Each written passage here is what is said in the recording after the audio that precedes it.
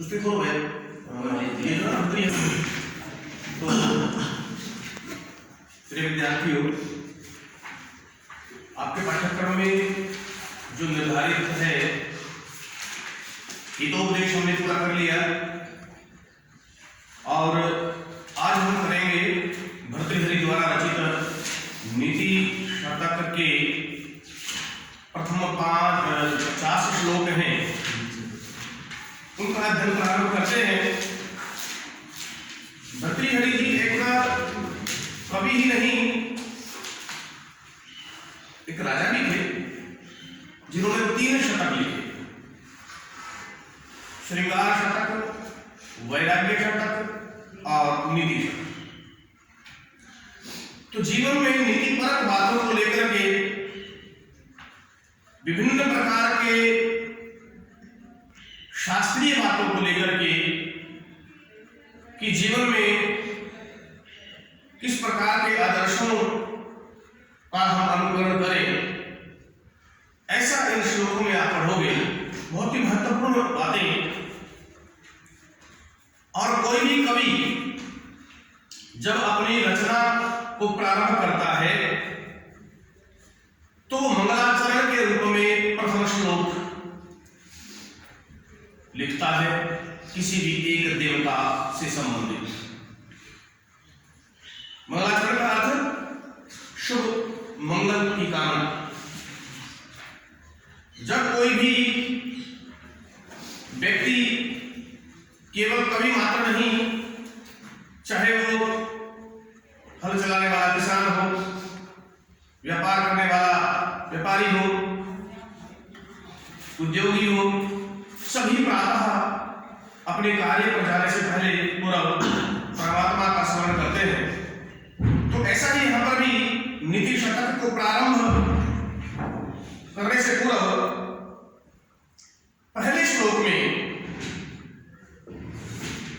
क्या कहा गया है, ये देखिए बेटा भर्तृहरि के द्वारा। दिक्कालज्जनवच्छिन्नानंत चिन्मात्रमूर्तये स्वानुभूतेगमानाय नमः शांताय तेजसे। किस ब्रह्म को, परमात्मा को प्रणाम कर रहे हैं कवि। कहा कि जो कि दिक् काल आदि से अनवच्छिन्न है। दिक् होता है दिशा, काल समय आदि के बंधनों से मुक्त वो परमात्मा जो दिशाओं में कोई है, तो पूर्व दिशा में है कि उत्तर दिशा में है कि पश्चिम दिशा में है, वो तो सर्वत्र व्याप्त है। इसलिए कहा कि दिक् काल आदि अनवच्छिन्न, दिशाओं काल आदि से अव्यवहित, भेद से रहित, अनंत अंतरहित, उस परमात्मा को लेकर के, ब्रह्म को लेकर के, भगवान को लेकर के यह आशंका नहीं की जाती कि वो कितने वर्ष पूर्व उनका जन्म हुआ होगा, कब उनका अंत हुआ होगा। वो तो आदि और अंत से रहित है। इसलिए उन्हीं के, परमात्मा के, ब्रह्म के विषय में, ईश्वर के विषय में ये उसके विशेषण हैं। कौन कौन से? दिक्कालाद्यवच्छिन्न और अनंत चिन्ह मात्र मूर्तये। चिन्ह मात्र मूर्तये का अर्थ है जो ज्ञान मात्र से प्राप्त किया जा सकता है। कहीं कोई कहे कि पत्थर में परमात्मा है, ऐसा नहीं। परमात्मा को तो अपने अंदर ही खोजना पड़ेगा, क्योंकि मनुष्य का जो ये शरीर है, मानव शरीर, अन्य प्राणियों का शरीर, जितने प्राणी भी इस पृथ्वी लोक पर जीवन धारण किए हुए हैं, पर प्राणियों में केवल मनुष्य ही नहीं आता है, पशु भी आते हैं, पक्षी भी आते हैं, सरीसृप भी आते हैं और पेड़ पौधे पादप भी आते हैं। उन्होंने भी जीवन को धारण किया हुआ है, उनकी स्वास्थ्य क्रिया अलग। तो इसलिए कहा परमात्मा का स्मरण करते हुए, ब्रह्म का स्मरण करते हुए, ईश्वर का वो परमात्मा, वो ब्रह्म जो दिव्य दिशा काल के भेद से जो रहित है और बेटा अनंत है, अंत रहित है। ऐसा नहीं कि वो जन्म लेता है, मृत्यु को प्राप्त करता है, वो ऐसा नहीं, परमात्मा का विषय नहीं। ये तो प्राणी, जन्म लेना, मृत्यु को प्राप्त करना, ये तो नश्वर प्राणी का कार्य है, परमात्मा का कार्य नहीं। इसलिए अनंत है। चिन्ह मात्र मूर्त, ये चतुर्थी का प्रयोग है। चिन्ह मात्र मूर्त, ये माने उस ज्ञानमय, उस ज्ञान से जानने योग्य परमात्मा के लिए चतुर्थी का प्रयोग। चिन्ह मात्र मूर्तये, जैसे हरि से हरये, कवि से कवये, तो यहां पे चिन्ह मात्र मूर्तये परमात्मा के लिए, ब्रह्म के लिए आया। और आगे कहा स्वानुभूत्येकमानाय, इसकी संविच्छेद कर ले, स्व अनुभूति एकमानाय, जो अपने अनुभव से ही इसको प्राप्त किया जा सकता है, अपने ही अनुभव से जिसको प्राप्त किया जा सकता है, जिसके दर्शन किए जा सकते हैं। शांताय, उस शांत तेज से, तेजोमय, ये सब चतुर्थी का प्रयोग है। स्वानुभूत्येकमानाय, ये भी चतुर्थी है। चिन्ह मात्र मूर्तये, ये भी चतुर्थी है। शांताय, ये भी चतुर्थी है। तेज से, ये भी चतुर्थी है। चतुर्थी एक सूत्र आता है कारक में, नमः स्वस्ति स्वाहा स्वधारम शक्योगाच। इस सूत्र के बल से जहां पर भी नमः आ जाएगा, उसके योग में चतुर्थी का ही प्रयोग होगा। नमः में प्रणाम करना, मैं प्रणाम करता हूं। किसको प्रणाम करता हूं? तो जिसके लिए प्रणाम की जा रही हो, उसी में चतुर्थी का प्रयोग किया जाएगा। अब क्योंकि ब्रह्म को प्रणाम कर रहा हूं, कैसे ब्रह्म को? ये उसके विशेषण है। विशेषण परमात्मा ब्रह्म है, ये उसके विशेषण है। दिक्कालादि अनवच्छिन्न अनंत चिन्ह मात्र मूर्ति और स्वानुभूति एकमाना है, ये सब उसके विशेषण। तो ऐसे परमात्मा को जो शांत है, जो तेजस्वी है, तेज धारण की हुई, प्रकाशमान है, उस ऐसे परमात्मा को मेरा प्रणाम। नमः, ये पहले श्लोक में परमात्मा को स्तुति करके कवि आगे चल रहा है। ये समझ आ गया होगा? बताइए, सुनने का बात है।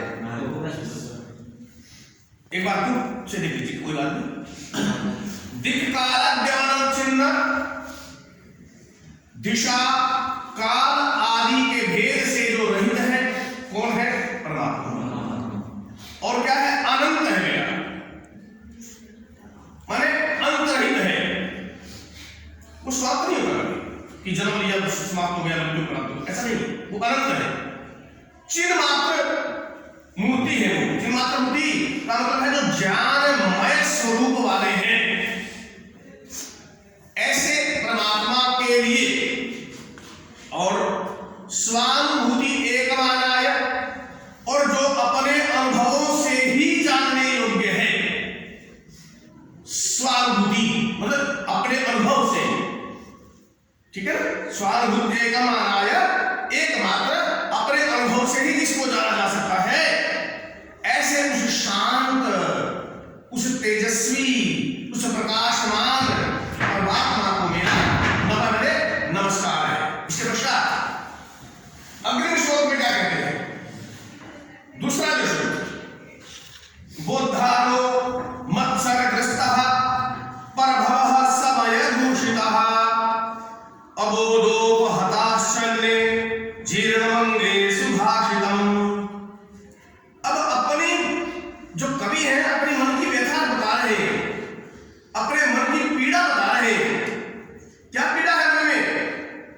कि इस संसार में बोधारो, जो ज्ञानवान है, जो बुद्धिमान है, वो ज्ञानवान बुद्धिमान, ऐसे वो क्या है, वो तो मत्सरग्रस्ता है।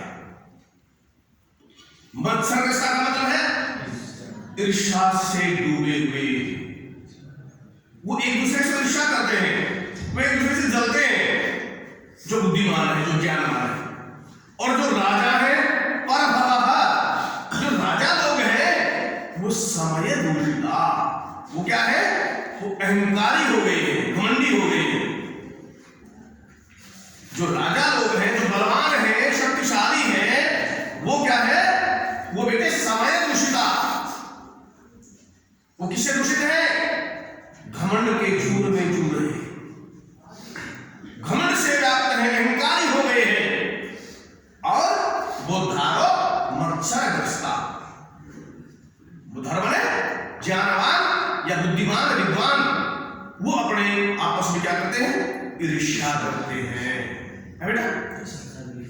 और फिर कहा अबोधोपहताश्चन्ये, अन्य में दूसरे, इनसे अतिरिक्त भी तो रह गए, इनसे दूसरे जो अल्पज्ञानी हैं वो भी तो हैं। तो इनसे अतिरिक्त अन्य वो क्या है, अबोध, वो अज्ञान से व्याप्त है, वो मूर्ख। जो विद्वान है वो आपस में ईर्ष्या करने वाले, जो प्रभु और राजा लोग शक्तिशाली बलवान, वो क्या है, वो घमंड के चूर में व्याप्त है और अहंकारी हो गए हैं। और जो दूसरे बच गए वो क्या है बेटे, अबोध, वो अज्ञानी है, अज्ञान से जीर्णमंगे सुभाषितम, लगता है ये मेरी जो अच्छी बातें हैं, जिसको जो मैं कहना चाहता हूं, क्योंकि कोई सुनने वाला रहे नहीं। जब सुनने वाला नहीं तो किसको कहूं, अपनी पीड़ा बता रहा है। महाकवि भर्तृहरि अपनी पीड़ा प्रकट कर रहे हैं कि जो मेरी सुभाषित है, जो मेरी अच्छी बातें हैं, वो तो जीर्ण होंगे, लगता है मेरे साथ ही समाप्त हो जाएंगे, जब कोई सुनने वाला ही नहीं। ठीक है बेटा, फिर करना है, आवश्यकता है। चलिए आगे तीसरा श्लोक देखो बेटे। अब देखिए, सुनिए, अज्ञः सुखमाराध्यः सुखतरमाराध्यते विशेषज्ञः ज्ञानलवदुर्विदग्धं ब्रह्मापि नरं नरञ्जयति। कुछ इस संसार में ऐसे हैं जो कि अज्ञ हैं, अज्ञानी हैं, मंदबुद्धि। उस मंदबुद्धि को समझाना बड़ा सरल है, अपने हिसाब से बैठा लो, वो बेचारे काम से समझ जाते हैं आपकी बात। अज्ञ है सुखमाराध्य, अरे देखते समझाने सुख पूर्वक उनको आप समझा सकते हैं। सुखतरमाराध्य विशेषज्ञ, और जो विशेष ज्ञानवान है, जो अच्छे विद्वान श्रेणी, जिनके पास अच्छा ज्ञान है, जो बुद्धिमान विद्वान है, उनको उनसे भी अच्छे प्रकार से समझा सकते हैं, क्योंकि उनको तो पता है क्या मानना क्या नहीं मानना, वो विशेष है। लेकिन फिर कहता है ज्ञान लवद दुर्विदग्धम, अल्प ज्ञान से दूषित, ज्ञान लव दुर्विदग्धम, ज्ञान लव है अल्प ज्ञान, थोड़ा सा ज्ञान लेकर के उसके घमंड से घमंडी होना कि ले तेरे को क्या आता है, मैं बड़ा विद्वान हूं, किसी भी विषय में बात कर लीजिएगा, सारी बातें मुझे आती हैं, आता कुछ नहीं, आता जाना कुछ नहीं है। इसने कहा कि ज्ञान लव दुर्विदग्धम,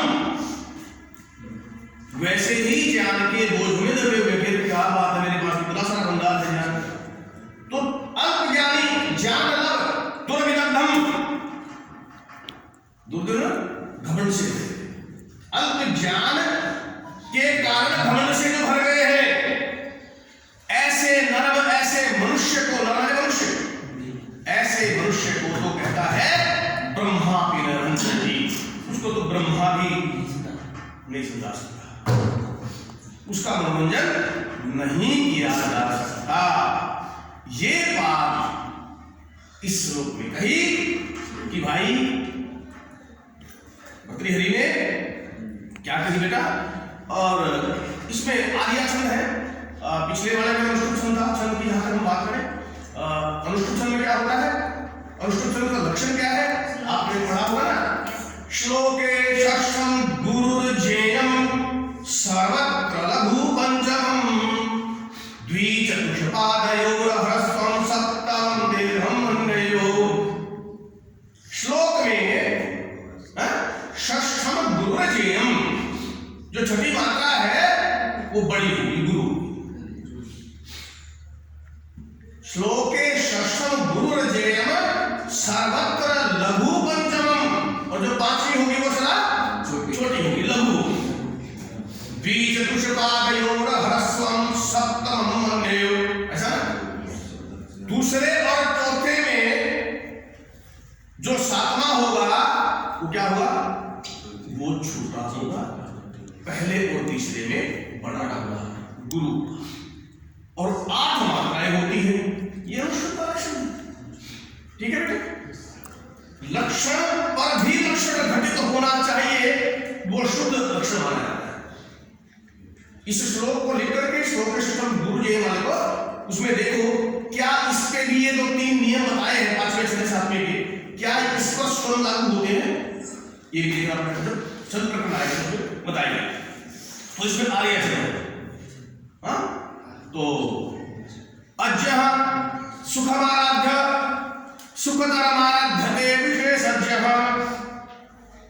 जो अज्ञ है, जो अज्ञानी है, अशिक्षित है, उनको सरलता से समझाया जा सकता है, और जो विशेषज्ञ हैं, जानवान है, बुद्धिमान है, विद्वान है, खूब सारा ज्ञान जिनको है, उनको तो उनसे भी सरलता से समझा सकते हैं। लेकिन जो थोड़ा सा ज्ञान प्राप्त करके घमंड में घमंडित हो गए, ऐसे को तो ब्रह्मा भी नहीं समझा सकता। समझा गए? फिर करवाए, हाँ अजय जो अजय अज्ञानी, अज्ञानी। वैसे जय है, जय होता है, जय कैसे होता है, ज और ये इन दो के मेल से बना हुआ है ये जय। विज्ञान ज्ञान ज्ञानी, इस टाइप से इसको कहेंगे। तो अज्ञः सुखमाराध्य, जो अल्पज्ञानी है, अनपढ़ है, उनको सरलता से समझाया जा सकता है, प्रसन्न किया जा सकता है। और जो विशेष ज्ञानवान है, उनको और भी सरलता से समझा सकते हैं, प्रसन्न कर सकते हैं। किंतु ज्ञान लब्धम, जो क्या है, जो थोड़े से ज्ञान से घमंडी हो गए हैं कि मैं